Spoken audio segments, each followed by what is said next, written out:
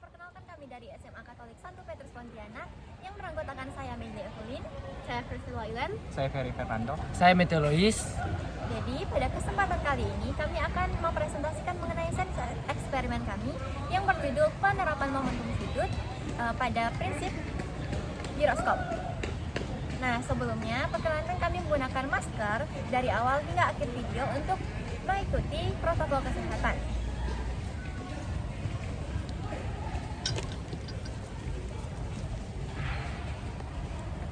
Oke, mungkin banyak orang yang bertanya giroskop itu barang apa sih? Alat apa sih? Jadi giroskop itu adalah suatu alat yang bertumpu pada konsep kekekalan momentum. Giroskop juga digunakan untuk mempertahankan reorientasi dari adanya sudut sehingga barangnya tetap stabil. Ya, momentum sudut merupakan salah satu bidang di fisika. Setiap benda yang gerak secara memutar atau berotasi tentunya akan memiliki momentum sudut. Besarnya momentum sudut yang dimiliki oleh benda yang bergerak berotasi pada kecepatan sumbu tertentu dan momen inersia. Momentum sudut secara sederhana diartikan sebagai suatu momentum yang dimiliki oleh benda-benda yang bergerak secara memutar. Momentum sudut juga memiliki makna sebagai suatu ukuran yang digunakan untuk melihat seberapa besar momentum linear yang diarahkan dari sekitar suatu titik tertentu. Titik ini dikenali sebagai titik pusat. Selain itu, momentum sudut juga bisa didefinisikan sebagai hasil kali momen inersia suatu benda yang bergerak berputar dengan kecepatan sudutnya. Oke, hukum kekekalan momentum. Jika tidak ada resultan momen gaya luar yang bekerja pada sistem atau sigma torsi sama dengan 0, maka momentum sudut sistem adalah kekal. Hukum ini juga bisa diartikan sebagai suatu momentum sudut total pada benda yang berotasi akan tetap konstan jika torsi total yang bekerja padanya sama.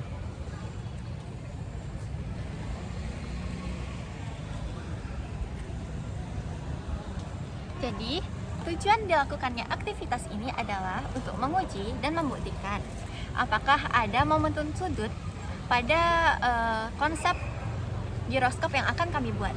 Lalu, ide ini muncul ketika kami menemukan satu katrol yang sudah tak digunakan di lab fisika.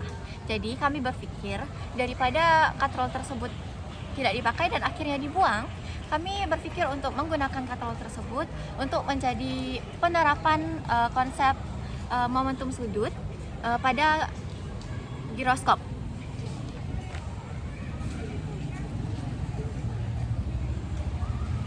Nah, untuk penerapan konsepnya, kita membutuhkan 3 alat, yaitu katrol, lalu ada gunting, serta ada tali rafia.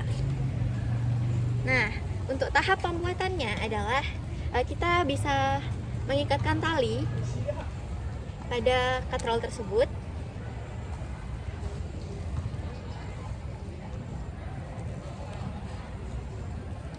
Kita bisa ikat talinya sampai dia mampu mengangkat massa dari katrol tersebut. Talinya diikat seerat mungkin. Lalu kita dapat menggunting sisa dari talinya. Nah, kita akan menerapkan konsepnya. Nah, jadi jika kita tidak memberikan konsepnya pada katrol tersebut, katrol ini akan seperti terjatuh dan rata. Namun, ketika kita memberikan konsep pada katrol tersebut, lihatlah apa yang akan terjadi. Nah, katrol ini akan bergerak dan berputar dengan tegap dikarenakan adanya Gaya yang diberikan sehingga dia dapat berputar. Ketika berputar ini, dia terdapat kecepatan sudut yang membuat dia berputar. Kecepatan sudutnya biasa disebut dengan derajat per detik. Kemudian, penerapannya dalam kehidupan sehari-hari yaitu dapat diterapkan pada kapal. dan pesawat untuk mempertahankan orientasi dari adanya sudut sehingga dia dapat stabil. Kemudian giroskop juga dapat biasanya digunakan pada kotak hitam atau yang biasa disebut dengan black box pada pesawat dan rudal balistik serta smartphone agar dapat mendapatkan informasi yang lebih presisi 360 derajat. Kemudian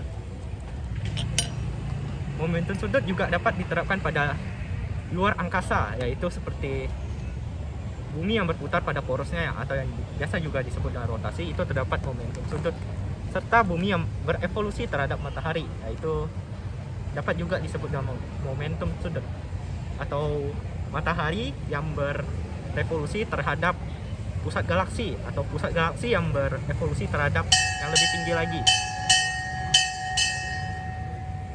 Itu juga dapat disebut sebagai momentum sudut.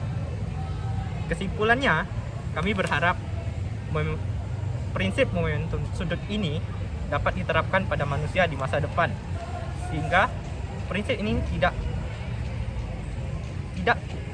sia-sia, sehingga dapat digunakan pada manusia yang di masa depan dan lebih bermanfaat bagi keberlangsungan hidup umat manusia.